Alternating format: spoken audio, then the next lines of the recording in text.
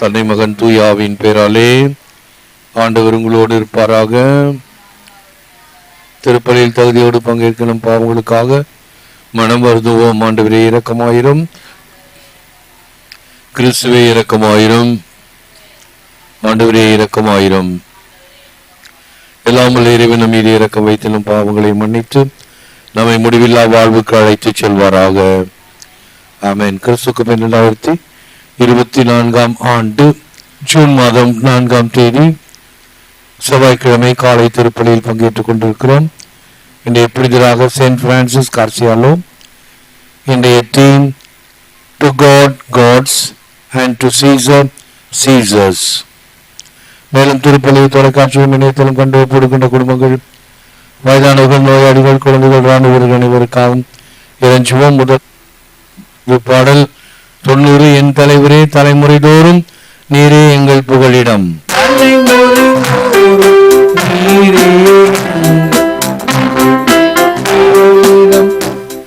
எங்கள் வாழ்நாள் 70 ஆண்டுகளே, வலிமை மிகுந்தோருக்கு 80. அவற்றில் பெருமைக்குரியன துன்பமும் துயரமுமே. அவை விரைவில் கடந்து விடுகின்றன, நாங்களும் பறந்து விடுகின்றோம். காலைதோறும் ஒரு பேரன்பால் எங்களுக்கு நிறைவழியும். அப்பொழுது வாழ்நாள் எல்லாம் நாங்கள் களி கூர்ந்து மகிழ்வோம். உம் அடியார் மீதும் செயலும் அவர்தம் மைந்தர் மீதும் ஒரு மாற்றம் விளங்கச் செய்யும்.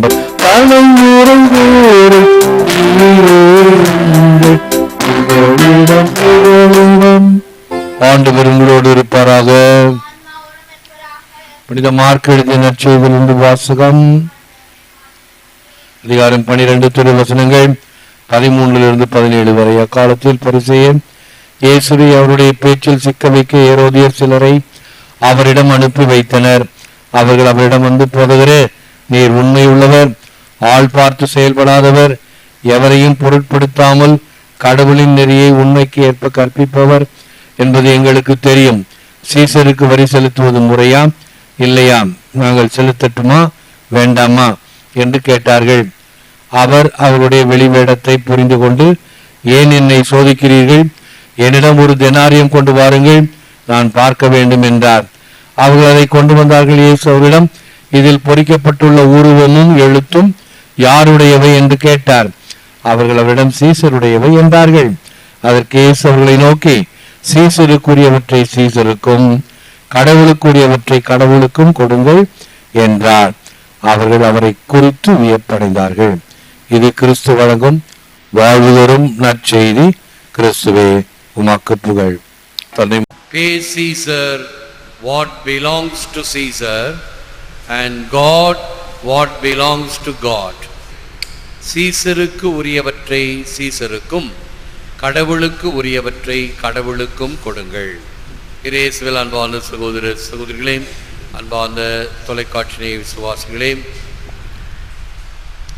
where your treasure is, there will your heart be also.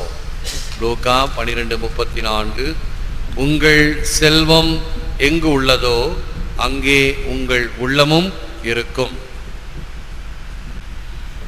எதன் மீது நம் உள்ளம் நாட்டம் கொண்டிருக்கிறது, அதன் மீது நாம் பற்று கொண்டிருப்போம், அதை சார்ந்திருப்போம்.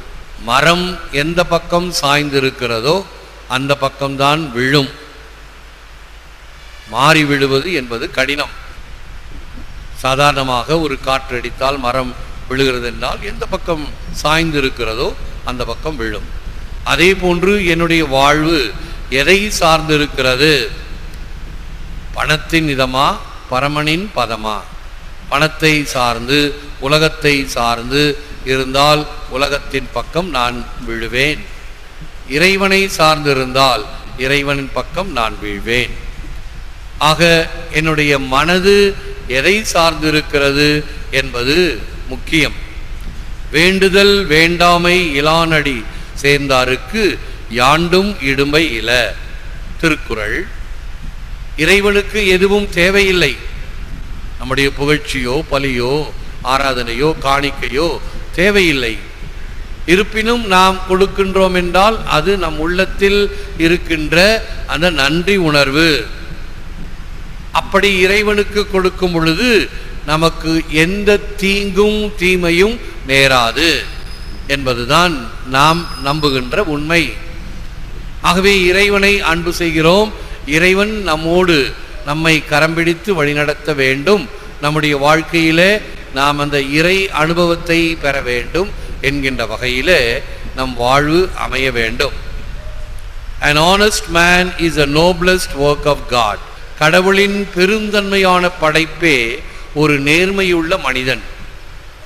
நிறைய படைப்புகள், நிறைய படைப்பின் பொருட்கள் படைப்பினுடைய சிகரங்களாக விளங்குகின்றன. அது மரமாகட்டும், மலையாகட்டும், மனிதனாகட்டும், எல்லாம் கடவுளுடைய படைப்பு. அது சிறப்பு பெறுவது இந்த மனிதனுடைய படைப்பு தான். படைத்தான் படைப்பெல்லாம் மனுவுக்காக, மனுவை படைத்தான் தன்னை வணங்க. ஆகவே இறைவனுடைய சாயலிலே நாம் படைக்கப்பட்டிருக்கிறோம் என்றால் அவருக்கு இருக்கக்கூடிய குணாதிசயங்களிலே ஒரு சிறு துளியை நாம் பெறுகின்றோம். நம்முடைய படைப்பாற்றலோ, நம்முடைய பலவிதமான திறமைகளோ, சக்திகளோ, அழகோ அல்லது எத்தகைய நல்ல குணங்களை எடுத்துக்கொண்டாலும் இவைகளெல்லாம் இறைவனுடைய சாயல். அதை நாம் எப்படி நன்றியுடன் ஏற்றுக்கொண்டு அதை இன்னும் அதிகமாக்கிக் கொள்கிறோம் நம்முடைய உழைப்பிலே. What we are is the gift of God. What we become is the gift we give back to God. கடவுளுக்கு பல பொருட்களை காணிக்கையாக கொடுக்கின்றோம். படைப்பின் பொருட்களோ அல்லது சொத்து பத்தையோ காசையோ காணிக்கையாக கொடுக்கின்றோம். அதைவிட சிறந்தது எதுவென்றால் நான் ஒரு நேர்மையான இறைவனுக்கு பணிந்த ஒரு மனிதனாக இருக்கின்றேன். அதுதான் இறைவனுக்கு நான் தருகின்ற சிறந்த காணிக்கை.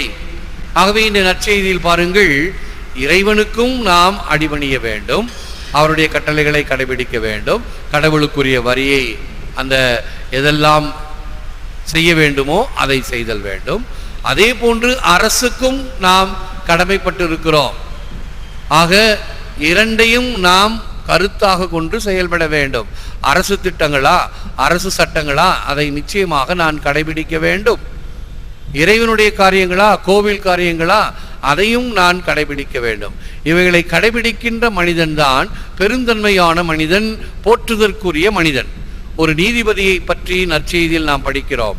அவன் கடவுளுக்கும் பயப்படுவதில்லை, மனிதருக்கும் அஞ்சுவதில்லை. ஏனென்றால் அவனிடம் நிறைய சொத்து பத்து இருக்கிறது, பணத்தின் பலம், ஆட்பலம். ஆகவே நான் கடவுளுக்கோ மற்றவர்களுக்கோ அடிபணிய வேண்டாம் என்ற இருமாப்பு இருக்கின்றவர்கள் பெருந்தன்மையானவர்கள் இல்லை. Christ teaches us which was the Father's purpose which he is carrying out in this world and what a man's ethical. தெர்த்துலியன் என்பவர் முதல் நூற்றாண்டுகளிலே வாழ்ந்த ஒரு மிகப்பெரிய அறிஞர். அவருடைய கருத்து, தந்தையுடைய திட்டங்களை இவ்வுலகில் நிறைவேற்றவும் மனிதனுடைய நல்லொழுக்கங்களையும் கிறிஸ்து போதிக்கின்றார். தந்தையுடைய திட்டம், தந்தையுடைய பணி, தந்தையுடைய சித்தம் எதுவோ அதை அவர் நிறைவேற்றினார் வாழ்க்கையிலே. அதை நமக்கு கற்றும் தந்திருக்கிறார். நாம் சொல்லுகின்ற கர்த்தர் கற்பித்த ஜெபத்திலே, உமது சித்தம் பரலோகத்தில் செய்யப்படுவது போல பூலோகத்திலும் செய்யப்படுவதாக என்று சொல்லும் பொழுது அந்த இறை சித்தத்தை நான் ஏற்றுக்கொள்கிறேன், அதன்படி நடக்கிறேன் என்பதை நாம் வாக்கு கொடுக்கின்றோம்.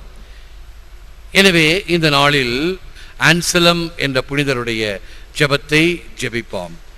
I pray you, Lord, make me taste by love what I taste by knowledge.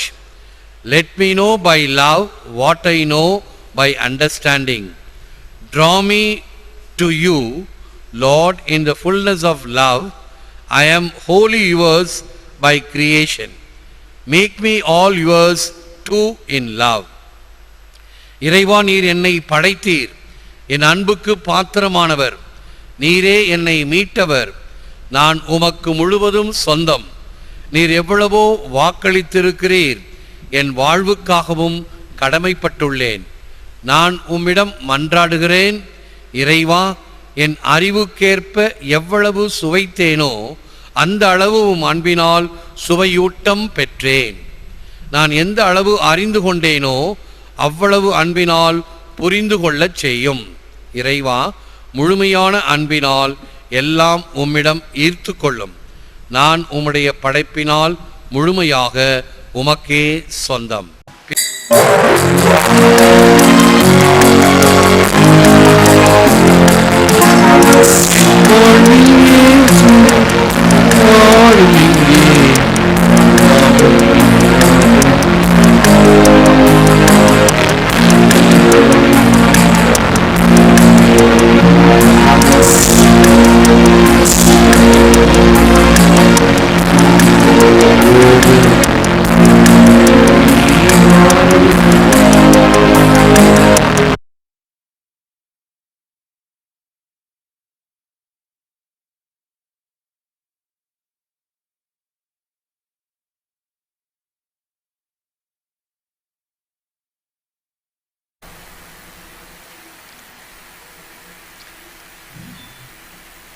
Let us pray.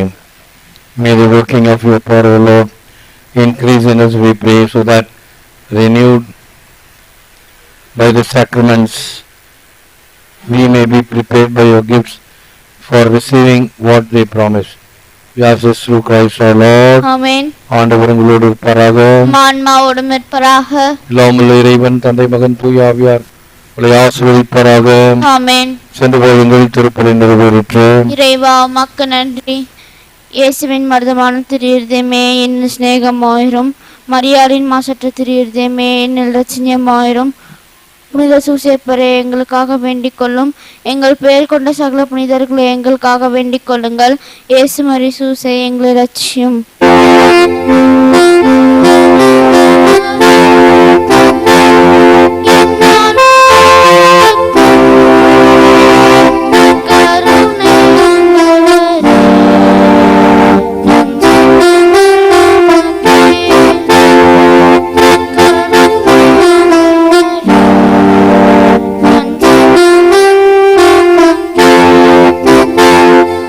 மகன் தூயாவின் பேராலே ஆமென். இயேசுவுக்கே புகழ். மரியே வாழ்க. Good morning and God bless all of you. Good morning, Father.